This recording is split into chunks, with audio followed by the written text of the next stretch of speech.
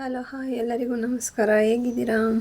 ನಾನು ತುಂಬ ದಿನ ಆಯಿತು ವಿಡಿಯೋ ಹಾಕಿ. ಇವತ್ತು ನಾನೊಂದು ಅವರೆಕಾಳು ರೆಸಿಪಿನ ತೋರಿಸ್ಕೊಡ್ತಾ ಇದ್ದೀನಿ, ನಾವು ಹೇಗೆ ಮಾಡ್ತೀವಿ ಅಂತ. ಇಲ್ಲಿ ನಾನು 1 kg ಅಷ್ಟು ಅವರೆಕಾಳನ್ನ ಸಿಪ್ಪೆ ಸುಲ್ಲು ಈ ಥರ ಇಟ್ಕೊಂಡಿದ್ದೀನಿ.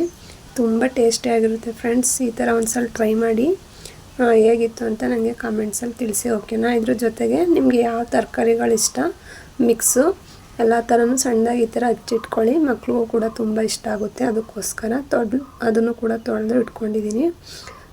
ಅವರೆಕಾಳನ್ನು ಕೂಡ ಸ್ವಲ್ಪ ತೊಳೆದು ಅದನ್ನು ಕೂಡ ಸೈಡಲ್ಲಿ ಎತ್ತಿಟ್ಕೊಂಡಿದ್ದೀನಿ.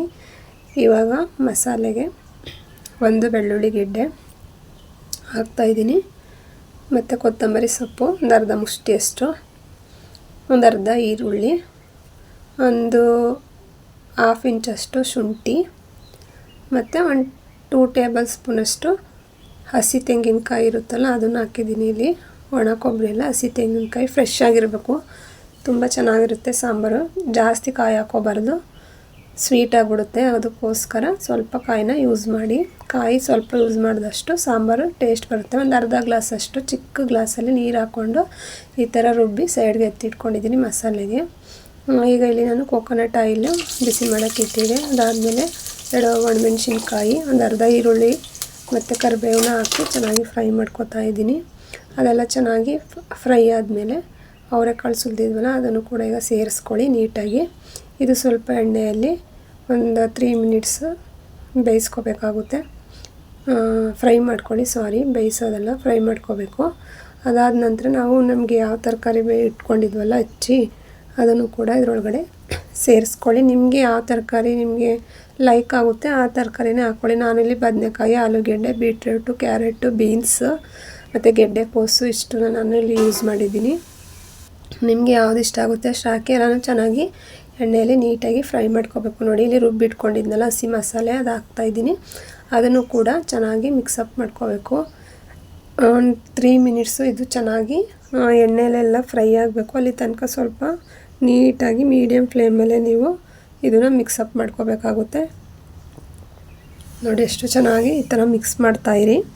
ಸ್ವಲ್ಪ ಲೈಟಾಗಿ ಎಣ್ಣೆ ಬಿಡೋ ಥರ ಆಗುತ್ತಲ್ಲ ಅಲ್ಲಿ ತನಕ ಸ್ವಲ್ಪ ಈ ಥರ ಮಿಕ್ಸ್ ಮಾಡ್ಕೊಳ್ಳಿ. ಆ ಕಡೆ ಈ ಕಡೆ ಬೇಕಿದ್ದರೆ ಒಂದು ಮಿನಿಟ್ಸು ಒಂದು ತಟ್ಟೆನ ಕ್ಲೋಸ್ ಮಾಡಿ ಈ ಥರ ನೋಡಿ ಎಷ್ಟು ಚೆನ್ನಾಗಿ ಬಂದಿದೆ ಅಲ್ವಾ. ನಾನು ಒಂದು ತಟ್ಟೆನ ಕ್ಲೋಸ್ ಮಾಡಿ 1 ಮಿನಿಟ್ಸು ಬೇಯಿಸ್ಕೊತಾ ಇದ್ದೀನಿ, ಫ್ರೈ ಮಾಡ್ಕೊತಾ ಇದ್ದೀನಿ.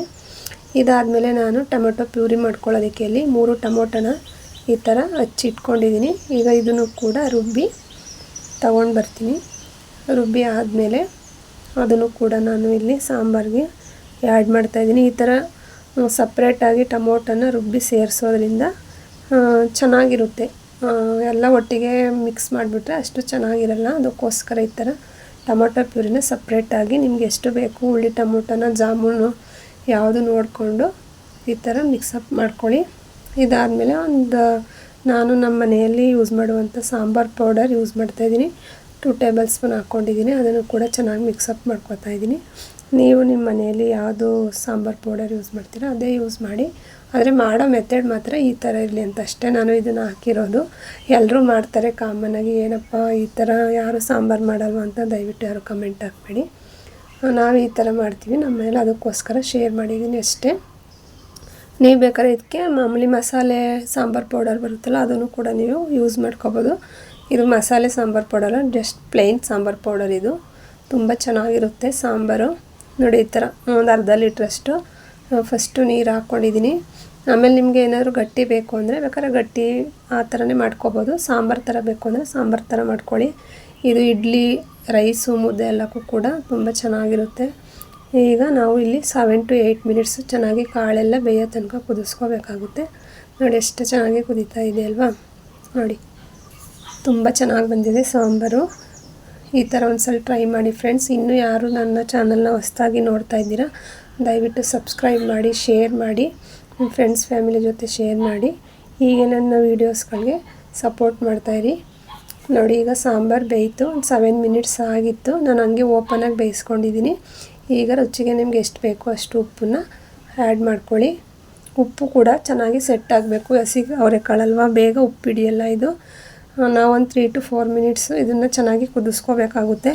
ತಕ್ಷಣವೇ ಉಪ್ಪು ಹಾಕ್ಬಿಟ್ಟು ಇಳುಕ್ಬಿಟ್ರೆ ಅದು ರುಚಿ ಸೇರಿರಲ್ಲ ಕಾಳಿಗೆಲ್ಲ. ಹಂಗಾಗಿ 3 to 4 ಮಿನಿಟ್ಸು ಚೆನ್ನಾಗಿ ಬೇಯಿಸ್ಕೊಳ್ಳಿ. ನೋಡಿ ಈಗ ಚೆನ್ನಾಗಿ ಬೇಯಿತು ಸಾಂಬಾರು. ಈಗ ಇದ್ರ ಜೊತೆಗೆ ಮುದ್ದೆ ರೈಸು ನೀವು ಕಾಂಬಿನೇಷನ್ ಏನಾದರೂ ಮಾಡ್ಕೋಬೋದು. ನಾನಿಲ್ಲಿ ಸಾಂಬಾರಿಗೆ ಮುದ್ದೆನ ಮಾಡ್ಕೊಂಡಿದ್ದೀನಿ. ತುಂಬ ಚೆನ್ನಾಗಿರುತ್ತೆ, ದಯವಿಟ್ಟು ನೀವು ಒಂದ್ಸಲ ಟ್ರೈ ಮಾಡಿ ಅಂತ ಹೇಳ್ತಾ, ನೋಡಿ ಎಷ್ಟು ಚೆನ್ನಾಗಿ ಬಂದಿದೆ.